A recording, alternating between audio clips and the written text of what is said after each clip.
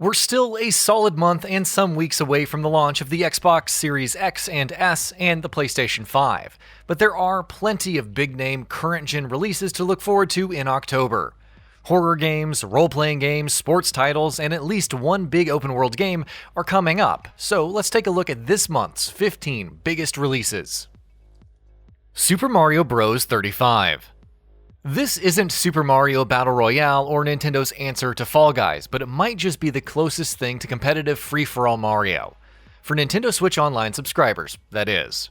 Super Mario Bros. 35 sees players platforming through your typical Super Mario Bros. Stage, defeating enemies, gathering coins, and whatnot.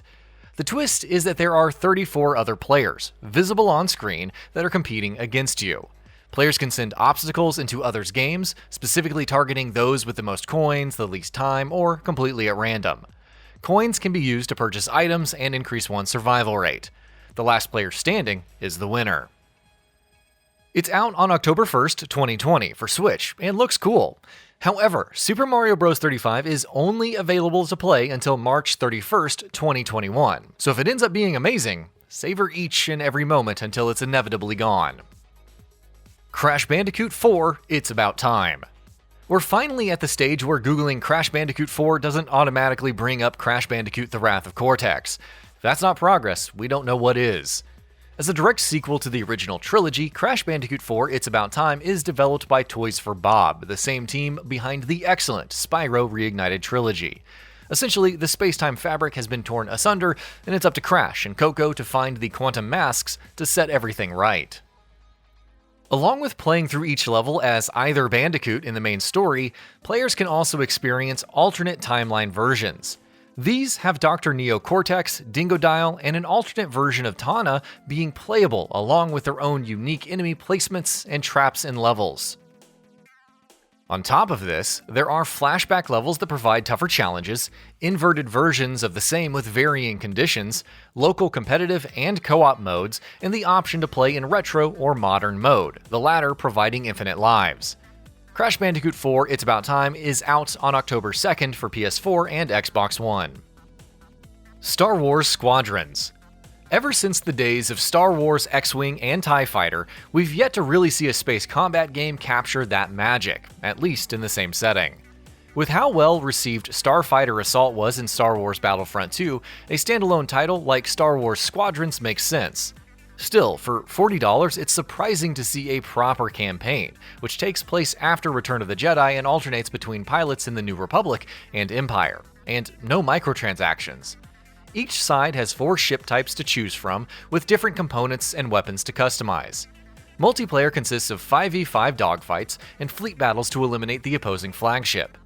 Operations, daily challenges, and more will keep things fresh post-launch.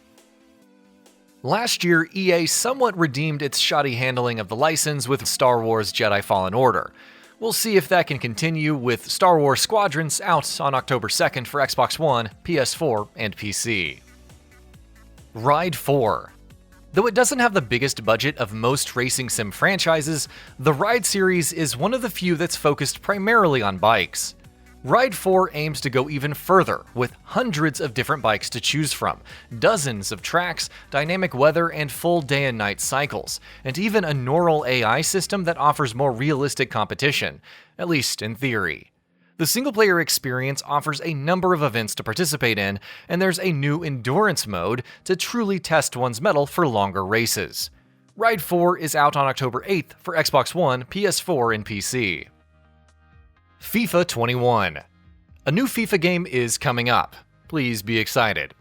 For a yearly sports franchise that too one notorious for its RNG card packs, EA is going out of its way to implement long-requested features. Match simulation in career mode will allow for jumping in and out of matches more intuitively. Loan-to-buy deals are now possible when making transfers. Players can now be trained for other positions. And annoying FUT items like fitness and training consumables are gone. Ultimate Team also supports co-op now, which carries its own modes and rewards. FUT stadiums have way more customization, and there are also FUT events for players to compete and collaborate in together. Even if the overall gameplay changes end up falling short, at least the major changes sound worthwhile. FIFA 21 releases on October 9th for PC, Nintendo Switch, PS4, and Xbox One. NHL 21. EA Sports has another title out in October with NHL 21. However, it seems to offer a lot of what fans expect. From Hockey Ultimate Team mode to familiar multiplayer modes like 3's Eliminator, Clubs, and so on. World of Chell offers the ability to progress through seasonal ranks with each mode, with Club Finals championships available near the end. There's also Be a Pro, a more cinematic take on career mode, where your custom-created player competes professionally en route to the NHL. Dialogue options abound, though given how the storytelling has been in recent EA Sports titles like Madden NFL 21, it's best to be skeptical. NHL 21 is out on October 16th, and unlike its contemporaries, it's only planned for Xbox One and PS4. Pikmin 3 Deluxe.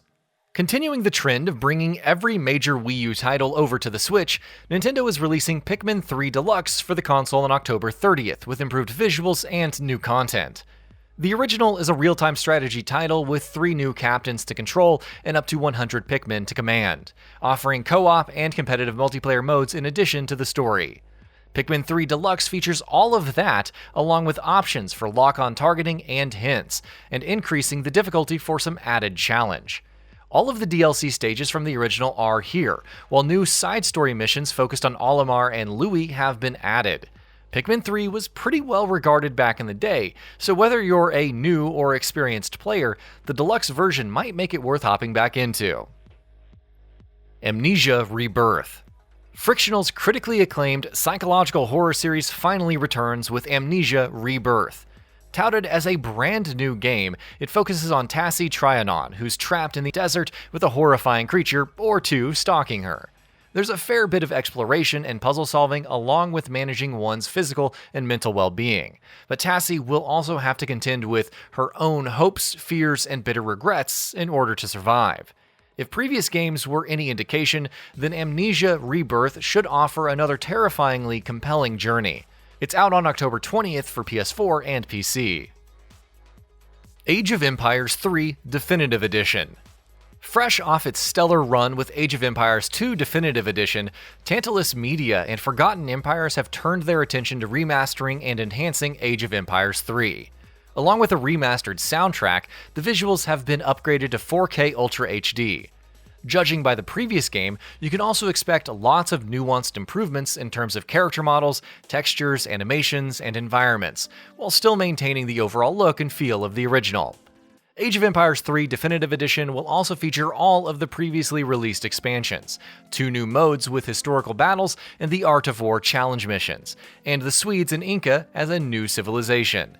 This is in addition to the improved online multiplayer and mod support. It releases on October 15th for PC.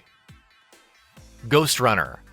Combining first-person platforming with combat and a one-hit mechanic that applies to both enemies and the player, Ghost Runner is a sleek-looking title with some unique hooks.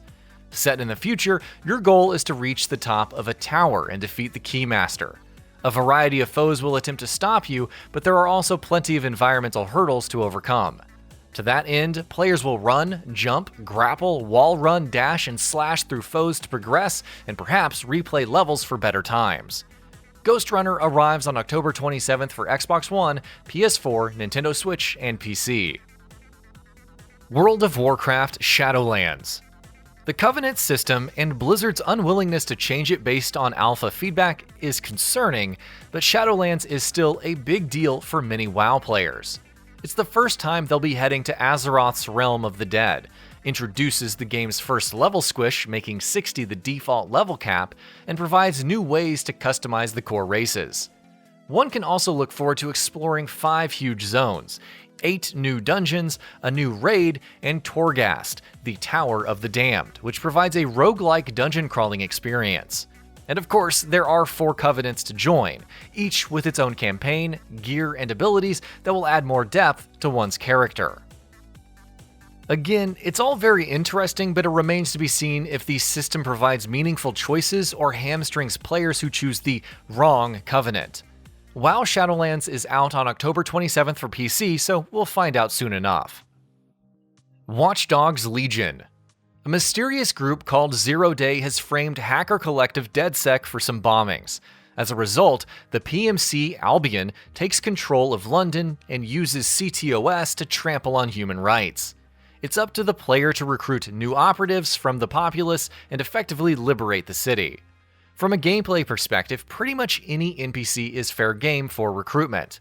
Complete their respective missions, and you can utilize their skills, whether it's a getaway driver with a unique vehicle, a hacker who's skilled in drones, or a professional assassin. Throw in some co-op support, permadeath for characters if you refuse to surrender, that is, and multiple approaches to missions, and you have quite the replay value.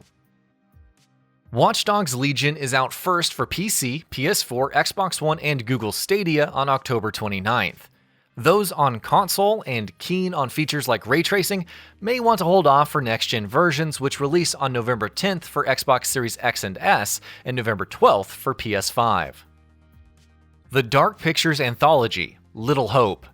The curator's presentation of unfinished horror stories continues with the Dark Pictures Anthology, Little Hope. The story sees a group of college students, along with their professor, trapped in Little Hope. Witch hunting was quite popular back in the late 1600s, and it seems the group has some connection to the town. Much like Man of Medan, different dialogue options can influence the fate of the cast, leading to multiple endings. One can also expect the return of co-op online play and movie night mode, which sees up to 5 players making story decisions. Despite numerous delays, the Dark Pictures Anthology, Little Hope, will finally release on October 30th for PS4, Xbox One, and PC. The Legend of Heroes Trails of Cold Steel 4. It's taken a while for the English localization, but Falcom's thunderous conclusion to the Irbonia arc is nearly here. Following the previous game's conclusion, The Legend of Heroes Trails of Cold Steel 4 sees the new Class 7 continuing forth and rallying support to save the world. Heroes from other arcs like Trails in the Sky and Trails of Zero/Azure will also be appearing to lend a hand, which makes for a fairly sizable roster, and there will likely be even more epic battles with Panzer Soldats and Knights than before. The Legend of Heroes Trails of Cold Steel 4 is out on October 27th for PS4. Second Extinction. It's no Dino Crisis, but Second Extinction should provide some fast-paced shooting action as players either fight solo or with up to 2 others against hordes of mutant dinosaurs. Launching in early access with 4 heroes, 10 weapons with upgrades, 6 missions, and several regions, Second Extinction also has a mechanic called the War Effort. This sees the threat level of different regions lowering if players successfully complete missions in them. However, other regions will see their threat levels rise, and this could result in an emergence event, which is much tougher than usual missions. Second Extinction will arrive on PC first, with Xbox One and Xbox Series X and S versions expected later this year. And that about does it for this video. If you enjoyed what you watched and want to see more from Gaming Bolt, you can always hit that subscribe button and turn on the bell icon next to it. That way you will never miss any of our videos.